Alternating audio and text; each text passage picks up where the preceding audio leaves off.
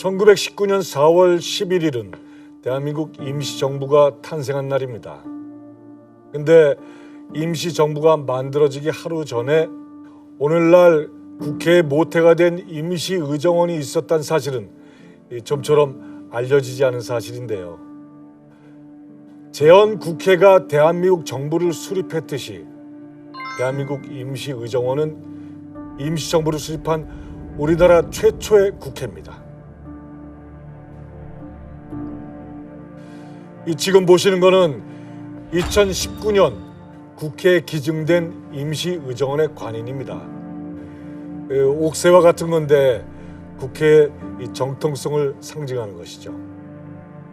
이 관인이 100년 만에 조국의 환대를 받으며 돌아올 수 있었던 건 임시의정원이 그만큼 우리 민주주의 역사에서 아주 중요한 역할을 했기 때문입니다. 지금부터 105년 전인 1919년 4월 10일 대한민국 임시의정원이 수립된 중국 상해로 돌아가 보겠습니다. 1919년 4월 10일 밤 10시 중국 상해의 프랑스 조개지 김신부로에 독립운동가 29인이 한자리에 모였습니다. 독립된 나라의 이름과 정부 조직을 결정하는 회의가 시작됐습니다.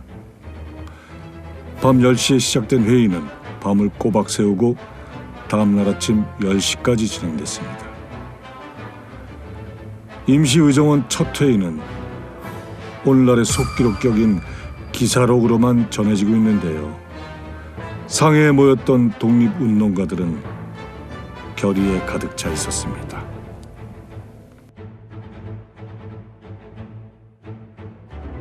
본 회의의 명칭을 임시의정원이라 칭하면 좋겠습니다. 제청합니다. 국호는 대한민국으로 정했으면 좋겠습니다.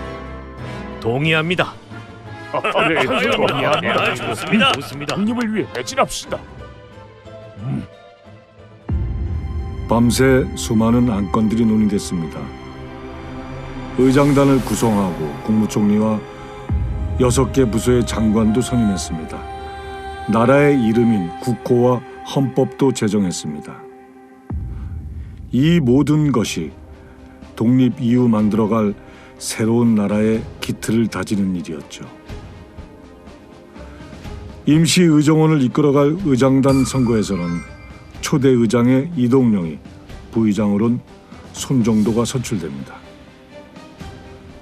독립된 나라의 국호는 조선이 아닌 고종이 선포한 대한제국을 이어받아 대한민국으로 결정됐습니다. 대한으로 망했으니 대한으로 흥해보자는 신서구의 제안에 따른 겁니다. 황제의 나라에서 국민이 주인인 민주공화국이 선포된 겁니다.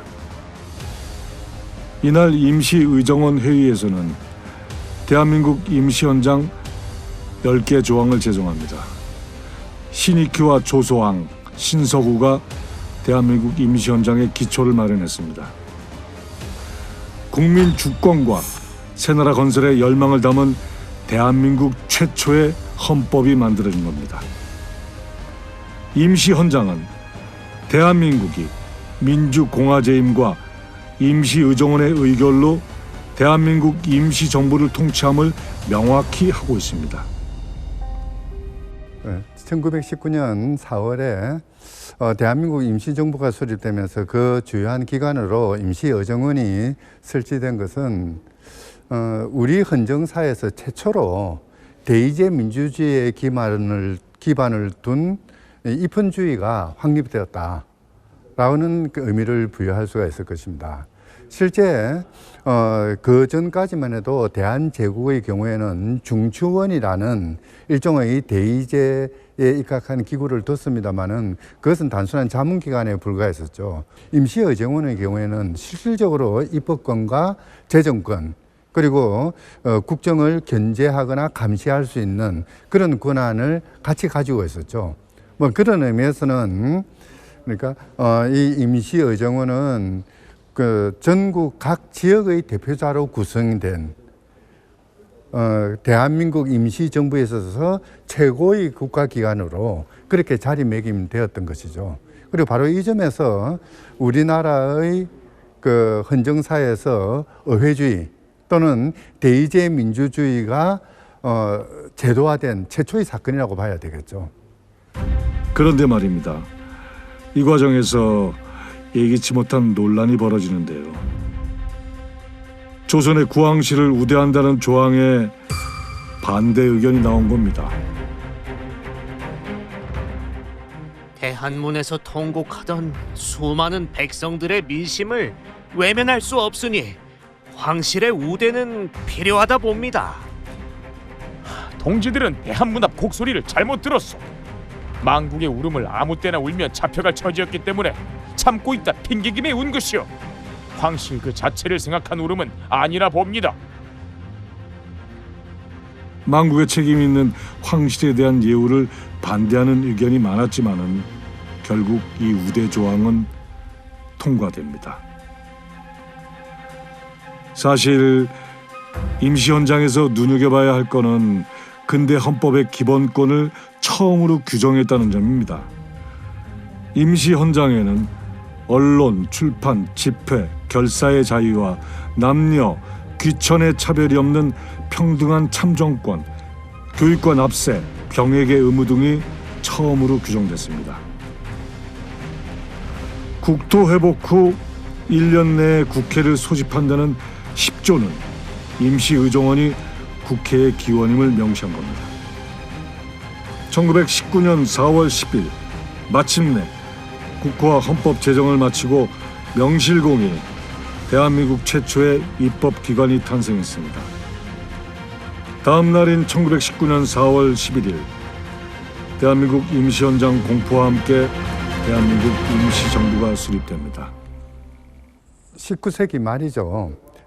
그 대한제국의 위기는 대내적으로는 그 갑오동학혁명이 일어나고요. 대외적으로는 청일전쟁이라든지 이런 외세의 압박이 있는 이 과정에서 그리고 국민들은 대부분 그 대한제국이라는 그 정부 자체에 대해서 불신을 하고 있는 이런 상황에서는 개혁을 하지 않을 수 없는 상황이었습니다.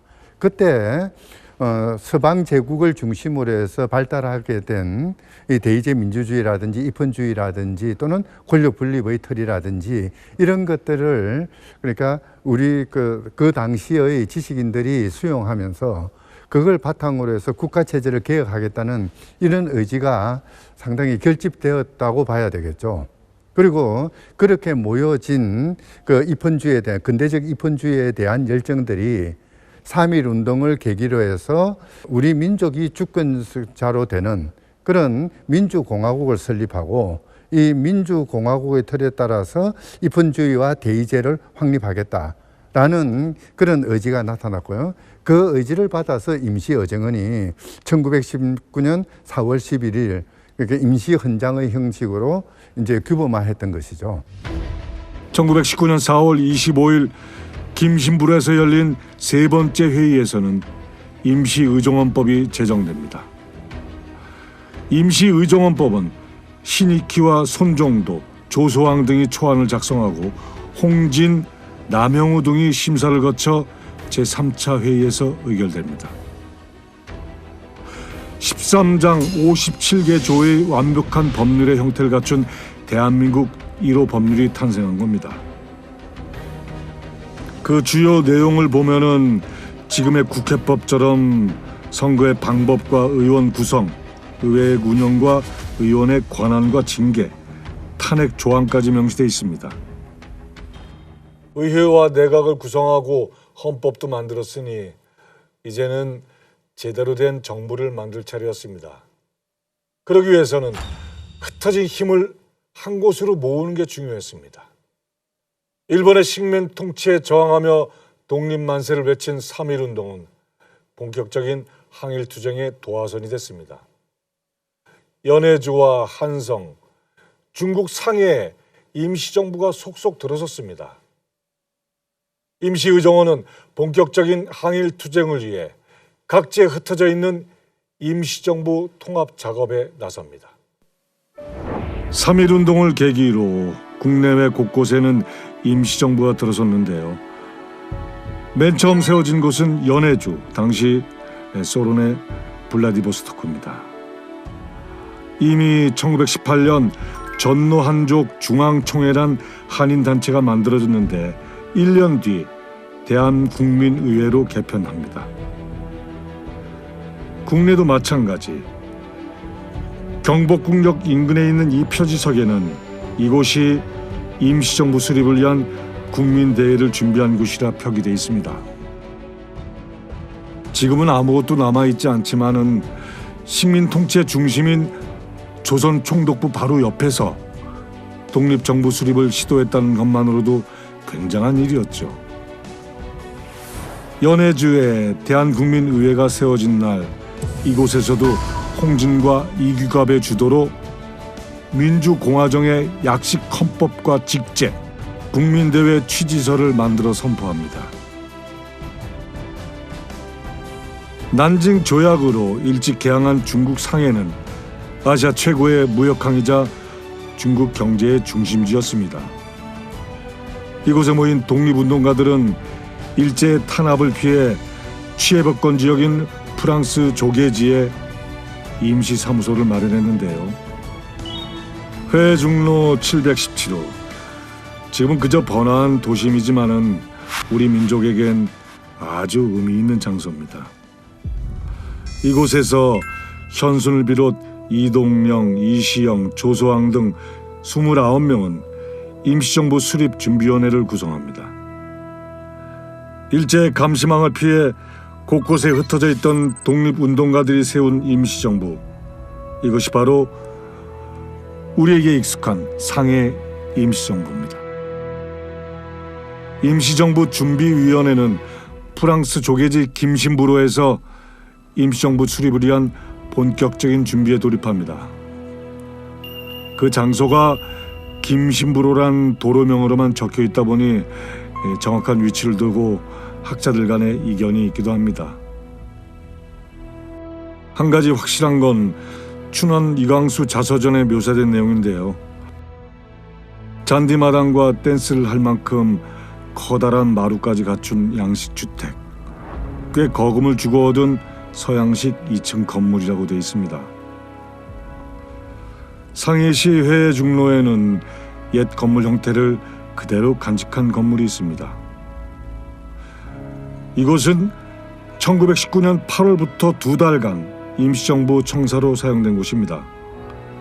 6번째 임시의정원 회의가 열린 곳이기도 하죠.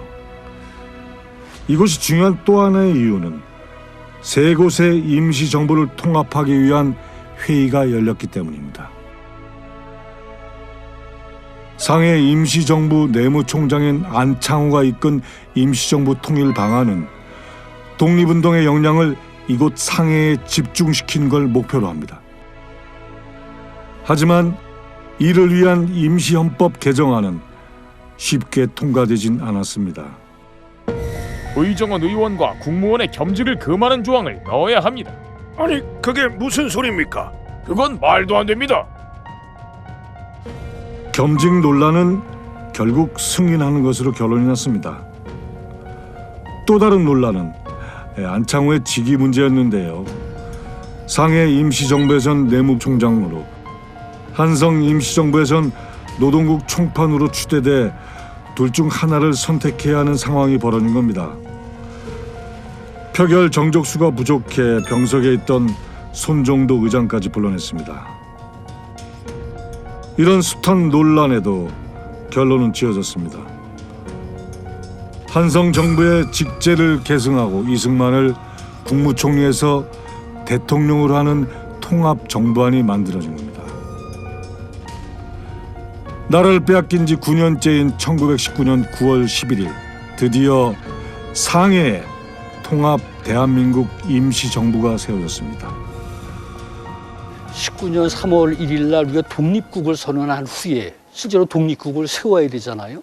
근데 이제 어디다가 독립국을 세워야 될지라고 하는 문제가 있잖아요. 근데 국내는 조선 총독부가 지배하고 있잖아요. 그래서 서울, 경기 요 지역을 중심으로 해서 지도자들이 모여서 비밀리에 정부를 수립하기로 하죠. 그래서 이제 4월 23일 날 한성정부라고 하는 것이 이제 세워지는 것이고, 연해주에는 연해주 이주에 있던 한국인들이 그 한족 연합회라고 하는 그걸 결성하고 있었어요. 자치기구로. 그래서 독립을 선언하니까 한족 연합회가 이제 이름을 바꿔서 대한국민의회 그렇게 하죠. 근데 국내에서 정부를 수립해서 국내에서 활동할 수 없잖아요. 연해주에서도 거기는 러시아 땅이고 러시아 관리들이 통치합니다. 거기도 정부를 운영할 수가 없죠. 근데 유일하게 프랑스, 상해에 있는 프랑스 쪽에는 자기들은 프랑스도 똑같이 제국주의지만 자기들은 정치 망명자들은 탄압하지 않는다라고 하는 게 있어요. 그러니까 독립국을 세워야 되는데 탄압을 받지 않아야 되고, 그래서 프랑스 쪽에가 가장 적지죠. 그래서 많은 분들이 상해로 모여드는 것이죠. 임시의정헌법 1차 개정안에서 또 하나 눈여겨볼 내용은 의원들의 권한에 관한 조항을 상위법인 헌법으로 옮겨 의회의 지위를 더 높였다는 겁니다. 대통령제 아래 입법부가 보다 더 충실히 제 역할을 해내자는 취지였죠. 1차 개정 법안 조문의 수도 122개로 대폭 늘어납니다. 지금도 상해에는 임시정부의 흔적이 곳곳에 남아 있습니다. 남경 동로 번화가에 있는 이 건물은 1918년 문을 연 영안백화점입니다. 상해 임시정부 지도부가 1921년 신년회를 열었던 것이죠. 이 행사를 계기로 통합으로 인한 오랜 갈등이 해소되고 임시정부의 공식적인 업무도 시작됩니다. 행사를 주도한 안창호는 임시정부와 의정원 주요 인사들을 모아 기념 촬영도 했습니다. 당시 촬영했던 옥상 계단이 지금까지 그대로 남아있는 걸 보니 감회가 남다르죠. 무월탕 교회는 상해 임시정부 시절 한인들의 종교 공간이자 집회 장소였습니다. 1923년에는 국민대표회의가 열렸는데요. 임시정부 지도자들 간 갈등이 계속되자 아예 임시정부를 대신할 대표기관을 세우자는 취지였습니다.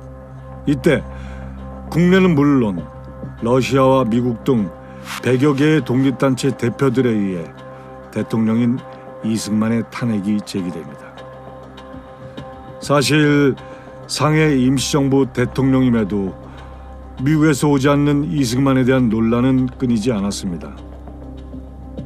결국 이듬해 실시된 보궐선거에서 이승만 반대파가 대거 선출되고 의장인 조상섭, 부의장인 여운형까지 당선돼 여소야대의 상황이 펼쳐지는데요. 거기에 이승만을 반대했던 박은식 총리 내각까지 출범하면서 이승만 임시 대통령 탄핵은 급물살을 타게 됩니다. 1925년 3월 18일 임시의정원 13회 회의에서 결국 대통령 이승만의 탄핵안이 통과됩니다. 아쉽게도 당시 회의록은 전해지지 않고 탄핵을 알리는 신문 호해와 심판서만 남아 있습니다. 이승만 탄핵 후 임시정부는 대대적인 변화를 시도하는데요. 대통령제에서 국무령제로 대한민국 임시헌법을 개정합니다.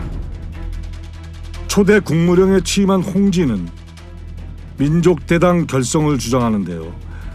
전민족을 대표하는 유일한 정당을 조직해 이를 중심으로 독립운동을 하자는 겁니다. 안창호 역시 유일 정당을 주장하는 연설회를 여는데요.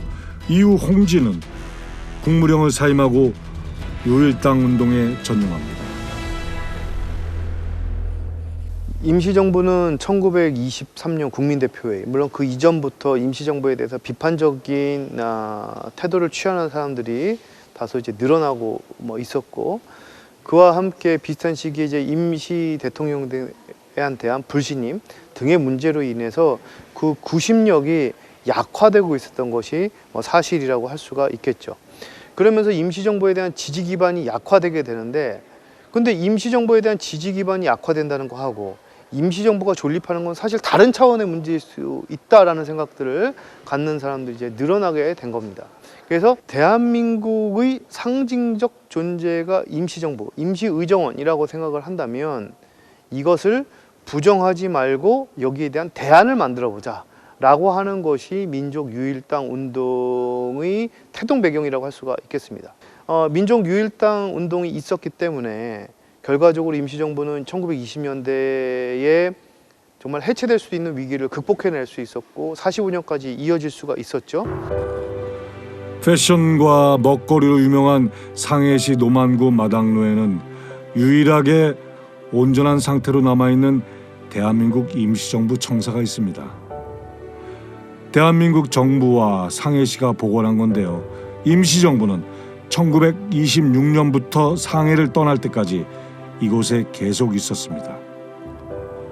마당로 정부청사가 중요한 이유는 유일당 운동이 가장 적극적으로 추진된 곳이기 때문입니다. 김구는 국무령에 취임하자마자 유일당 결성을 위한 3차 개헌을 추진합니다. 1927년 4월에 개정된 임시약헌의 핵심 내용은 최고 권력을 임시의정원에 두는 것이었습니다. 이에 따라서 임시정부보다 임시의정원의 권한이 대폭 강화되었습니다. 그러나 유일당 결성 운동은 각 진영의 의견 대립으로 실패하고 맙니다. 이에 이동영과 안창호는 한국 독립당을 결성합니다. 이들은 조소왕이 주장한 삼균주의로 당론을 정했는데요. 삼균이란 개인, 민족, 국가 간의 균등한 생활을 추구한다는 겁니다. 보통선거와 평등을 중시하는 지금의 민주주의 정신과 닮은 점이 아주 많죠. 상해에 있는 수많은 유적지 중에 절대 빼놓을 수 없는 곳들이 있습니다. 바로 일제항구한 독립운동가들의 발자취입니다. 이곳을 찾다 보면 상해가 조국 독립을 위한 치열한 격전지였음을 알 수 있죠. 그러나 일제항구한 투쟁의 결과는 아주 혹독했습니다.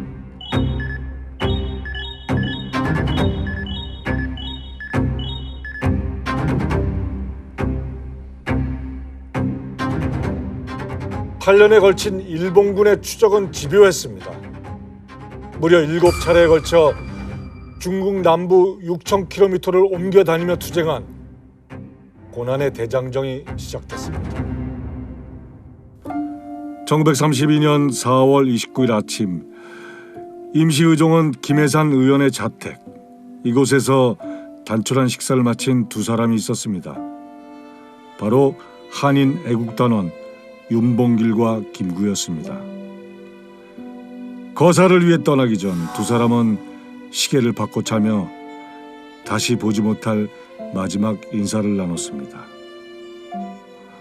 윤봉길은 어린 두 아들에게 나라를 위해서 용감한 투사가 되란 유언을 남기고 떠납니다. 상해 홍구공원에 있는 문학과 루신의 동상, 그 앞 잔디밭은 상해사변 승전 기념행사가 열린 곳인데요.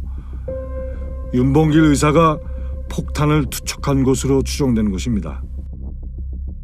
일본인 장성들이 즉사하거나 부상을 당해 행사장은 아수라장이 됐고 윤봉길 의사는 결국 현행범으로 체포돼 사형을 당하고 맙니다. 중국의 100만 대군도 못한 일을 조선의 한 청년이 해냈다. 윤봉길 의사 의거 후 중국 최고 권력자인 장개석은 임시정부를 대폭 지원하기로 약속합니다. 1932년에 1월에 이봉창 의거가 일어나고 4월에 이제 윤봉길 의거가 일어나는 거죠.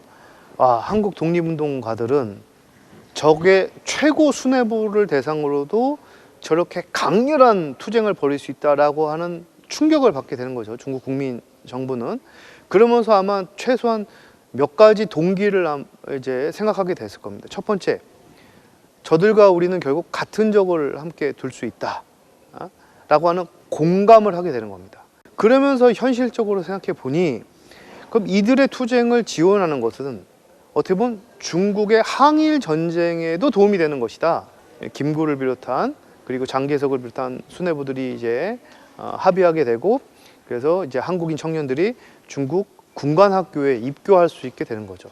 그렇게 입교하게 된 한국인 청년들은 이후에 중국군에서 장교가 되기도 하고, 그랬다가 다시 돌아와서 한국 광복군이 창설되고 한국 광복군이 세대를 이어서 병력이 증강되는데도 역할을 하는 그런 핵심적인 역할을 했다는 측면에서 본다면, 그 나름대로의 한중 간의 군사 공조의 대서사가 32년 이봉창, 윤봉길 의거를 비롯해서 결실을 맺게 되었다, 이렇게 평가할 수 있을 것 같습니다. 하지만 윤봉길 의사의 의거 이후 일제의 압박은 더욱 거세졌습니다. 안창호가 체포되고 김구에게는 고액의 현상금까지 걸립니다. 게다가 임시정부 청사까지 급습당하자 결국 임시정부와 임시의정원은 독립운동의 거점인 상해를 떠나게 됩니다. 이때부터 무려 8년간 일제의 눈을 피해 중국 남부 지역을 떠도는 고난의 대장정이 시작됩니다. 상해를 떠난 임시정부가 가장 먼저 정착한 곳은 항주입니다. 2000년이 넘는 오래된 도시로 수나라 때 건설된 대운하가 있어 상업이 발달한 곳이죠. 항주시에 있는 한정호텔은 상해에서 피신한 국무위원 김철이 임시정부 판공처를 마련한 곳입니다. 당시의 흔적이 지금도 곳곳에 남아 있습니다. 과거 이곳은 그저 사람들의 왕래가 잦은 숙박업소였습니다. 늘 긴장할 수밖에 없었기에 어렵게 마련한 판공처에서는 임시의정원 회의조차 열 수 없었습니다. 임시 방편으로 남호나 남경으로 가는 배 위에서 회의를 하기도 했는데요. 때문에 무리의 정부란 씁쓸한 별칭이 붙기도 했습니다.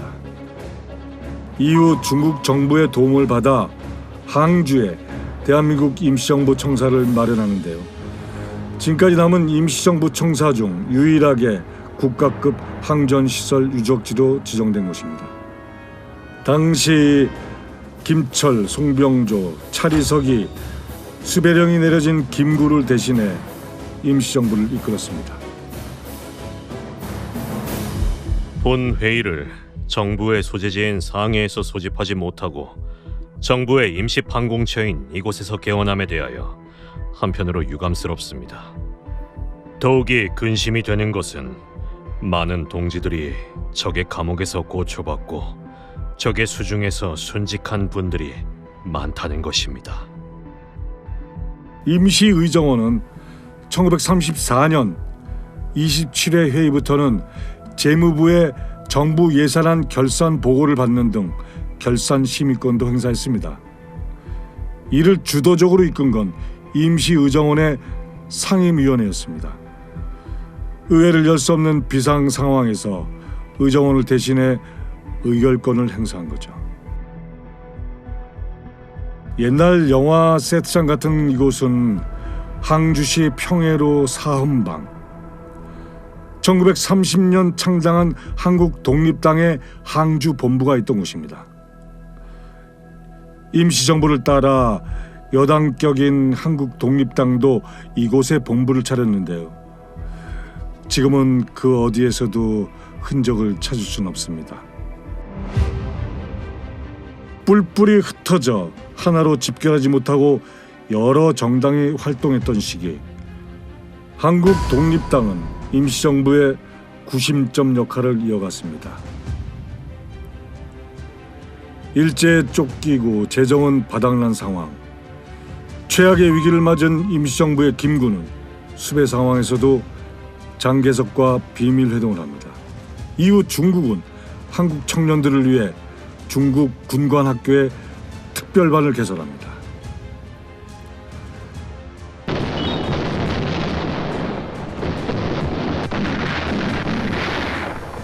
임시의정원이 고난의 행군을 펼치던 와중에 중일 전쟁이 발발합니다.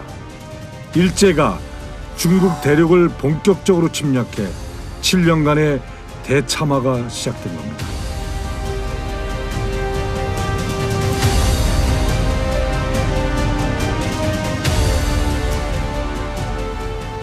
중일 전쟁은 지옥 그 자체였습니다. 난징 대학살로 일본군이 학살한 민간인은 30만 명. 20세기 한 도시에서 벌어진 최대 규모의 학살 위기였습니다. 2차 대전 동안 전 세계 사망자는 7천만 명. 중일 전쟁 기간 중 중국인 사망자만 2천만 명이 넘는 것으로 밝혀졌습니다. 중일 전쟁으로 남경이 함락될 위기에 처하자 중국 정부는 중경으로 수도를 옮기는데요. 임시정부 역시 호남성의 장사로 피신하게 됩니다. 이어 광동성의 광주로 이동하지만은 일본의 추격으로 다시 유주로 이동합니다. 유주에서 한국 광복 전선 청년 공작대를 결성해 항일 투쟁을 펼치지만은 1년 후 또다시 기강으로 이동하게 됩니다. 임시정부의 원래 목적지는 중경이었습니다. 하지만 몰려드는 피난민들로 주거지를 마련할 수 없게 되자 중경 남쪽의 기강에 우선 자리를 잡게 됩니다. 중산 소학교가 있는 이곳은 칠당 통일회의가 열렸던 곳입니다.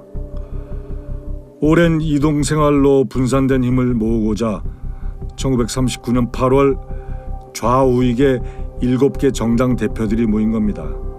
그러나 결과는 좋지 못했습니다. 같은 뜻으로 모이긴 했지만은 결국 통합을 이루지 못했습니다. 칠당 통일이라고 하는 것은 이제 중국 각지에서 활동하던 독립운동 세력들이 이제 전란을 피해서 그 중경 바로 직전에 그 기강이라고 하는 곳에 이제 모여들었죠. 이게 이제 어쨌든지 이념이 다르든 또 단체가 다르든 정당이 다르든 우리가 하나로 대동단계 해야 된다. 그래서 우익, 좌익 이런 정당 단체들이 모여서 회의한 게 칠당 통일회의입니다. 이제 회의하다 보니까 우리가 하나로 다 통일하려고 하면 공동의 목표, 공동의 주의, 이념 이런 게 있어야 되는데 공산주의 쪽에서 우리는 이념이 다르다. 이념이 다른데 어떻게 하나의 정당으로 통일될 수 있냐. 그래서 우리는 탈퇴하겠다. 그래서 그런 주의, 정강, 이념 이런 게 다르니까 하나의 당으로 활동할 수 없다. 그래서 탈퇴하는 것이죠. 1939년 10월 2년 만에 열린 제31회 임시의정원 정기회의는 무려 2달간이나 진행됐습니다. 수배로 쫓기던 김구도 참석하면서 정족수 미달로 개회조차 어려웠던 임시의정원은 18명의 신입 의원을 선출해 의결 정족수를 채웁니다. 국무위원을 선출해 내각을 정비하고 정기의회를 대신한 상임위원회의 경과보고도 받으며 의정활동을 펼칩니다. 그리고 1940년 임시정부는 드디어 최종 목적지인 중경에 정착합니다. 이곳이 27년 임시정부의 마지막 청사인데요. 상해에서 항주, 진강, 장사, 광주, 유주, 기강, 중경까지 중국 남부의 7곳을 옮겨 다니다 드디어 안식처를 찾은 겁니다. 이제 대한민국 임시정부가 1919년 4월 달에 중국 상해에서 대한민국 임시정부가 건립이 되잖아요. 근데 이제 이후에 정세가 자꾸 바뀌는 것이죠. 그 정세가 바뀌는 것이 우선 1932년에 윤봉길 이사가 상해에서 그런 의결을 결행해서 일본군 순회들을 처단하잖아요. 1919년부터 32년까지는 그래도 프랑스 쪽에서 적극적이진 아니지만 임시정부를 보호를 했습니다. 일본 경찰이 잡으러 들어오면 못 잡으러 들어오게 하고 그래서 일정하게 보호를 했죠. 근데 윤봉길 의거가 있고 나서는 프랑스 쪽에가 더 이상 보호할 수가 없어요. 그러니까 일본 경찰들이 그걸 배우라고 생각하는 임시정부 의원들을 체포하러 오니까 체포를 피해야 되잖아요. 그래서 피난을 가는 것이죠. 또 그 다음에는 1937년에 일본이 이제 중국 대륙을 침략해서 북경서부터 시작해가지고 뭐 상해를 점령하고 나중에 중국 수도 남경까지 점령하고 중국 대륙으로 계속 점령 지역을 넓히잖아요. 그러니까 일본의 점령 지역을 피해서 피난을 다녀야 되는 것이죠. 그래서 상해에서 항주를 피난 갔다가 거기서 진강이라고 하는 데로 갔다가 또 호남성 장사로 갔다가 남쪽으로 내려가서 광주라고 하는 데로 갔다가 유주로 갔다가 그래서 나중에 이제 중국 국민당 정부가 가 있던 중경이라고 하는 데로 가는 것이죠. 기나긴 여정 끝에 1940년 9월 임시의정원은 이곳 중경 연화지에 새로운 터전을 마련합니다. 곧바로 임시의정원은 4차 개원을 통해 지도체제 개편을 단행합니다. 그동안 유지해온 집단 지도체제를 강력한 지도력을 발휘할 수 있는 1인 대표체제로 바꾼 겁니다. 이에 따라 김구가 주석으로 선출됐는데요. 김구는 광복군을 창설하고 1941년 태평양 전쟁이 일어나자 일본과 독일의 선전포고까지 합니다. 이때부터 대한민국 임시정부는 더욱 강력한 항일투쟁을 펼치게 됩니다.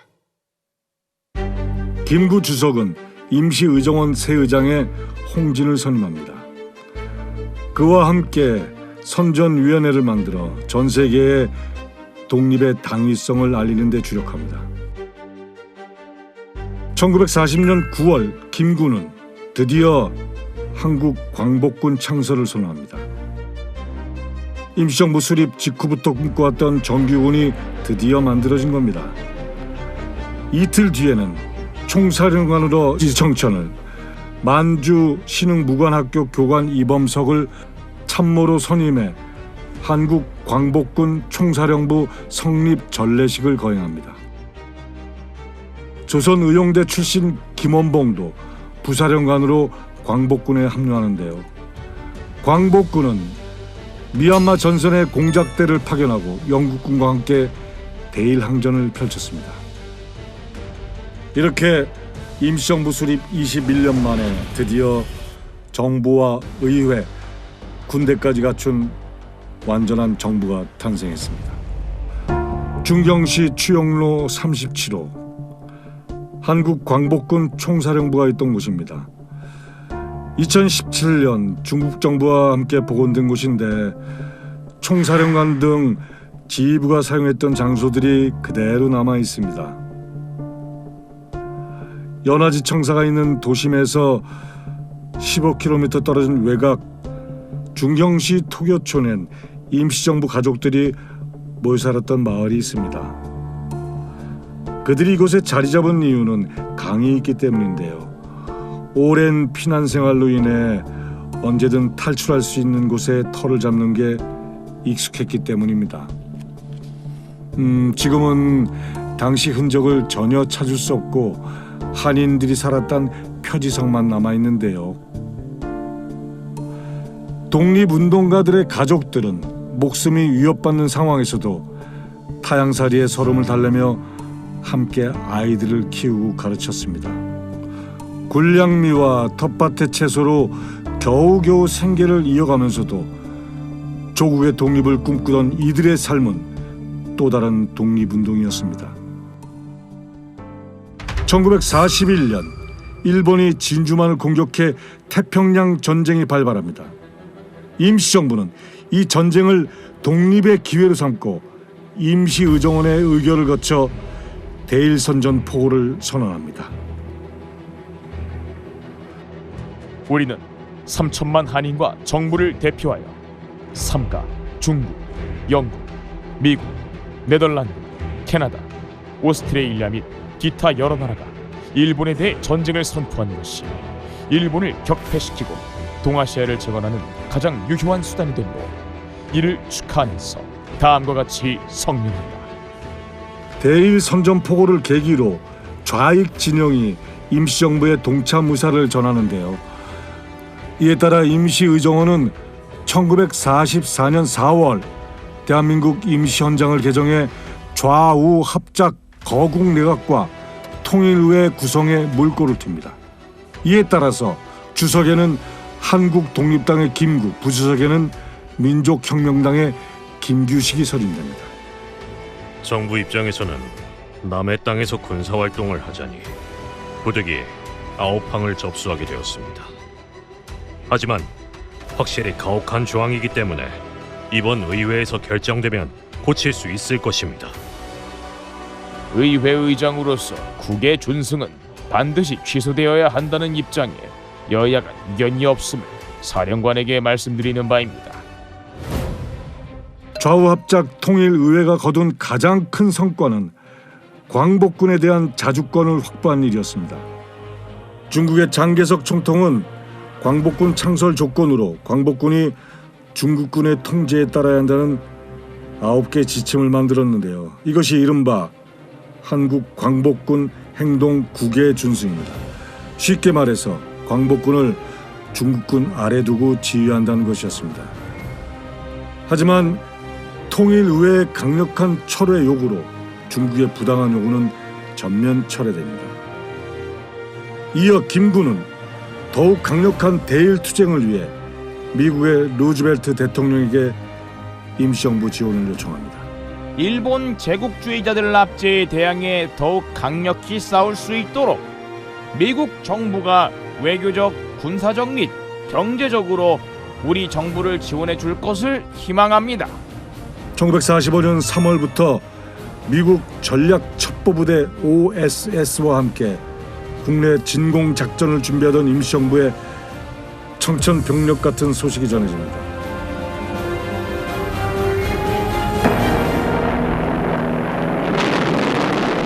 진화 대국政府をして米英日ソ四国に対しその共同宣言を受諾する旨通告せしめたり 1945년 8월 15일 정오 1억 국민 필청 구호 아래 라디오에서는 일왕 히로히토의 항복 선언이 흘러나왔습니다. 히로시마와 나가사키에 투하된 원자폭탄은 예상보다 빨리 일제가 무조건 항복하게 만들었습니다. 광복군이 연합군의 일원으로 국내에 진공할 수 있는 절호의 기회를 놓친 겁니다. 결국 제2차 세계대전은 연합군의 승리로 막을 내렸습니다. 이제 임시 의정원 요원들은 고국으로 돌아가 새로운 나라를 세울 준비에 들어갔습니다. 1945년 8월 17일 임시 의정원은 마지막 회의를 열고 중국에서의 활동을 마무리합니다.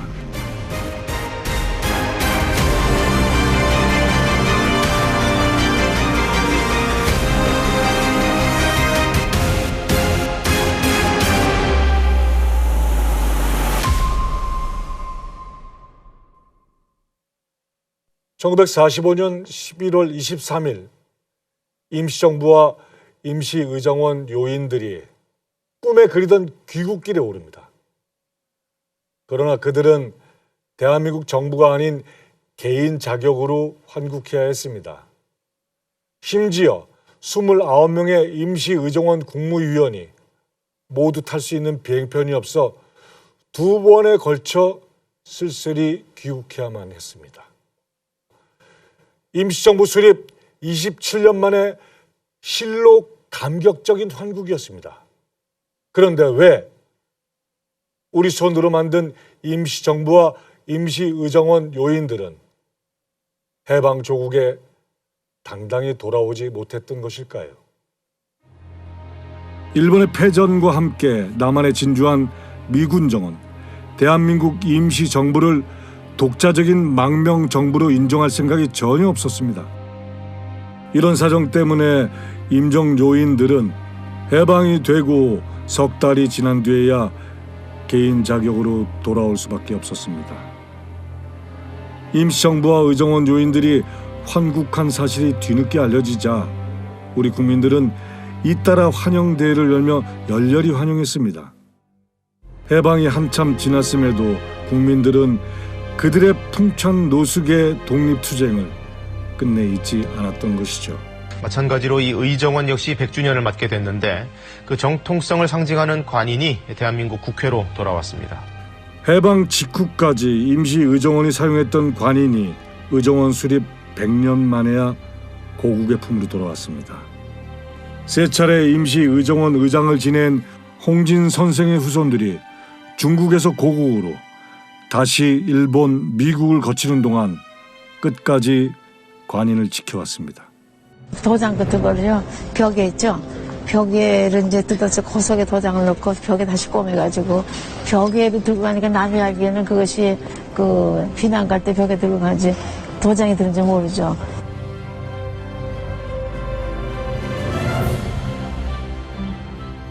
그건 민권으로 대표되는 근대 국가로의 이행, 역사 발전, 그리고 그런 어떤 민권의 수립, 대의민주주의의 제도적인 결실, 이런 것들을 종합적으로 보여주고 있는 것이 바로 대한민국 임시의정원의 역사였고, 그런 임시의정원의 역사가 더욱더 가치 있게 빛날 수 있도록 그 정신이 현재 한국 정치사에도 존중될 수 있도록 다양한 활동들이, 모습들이 이어졌으면 하는 바람을 가져봅니다.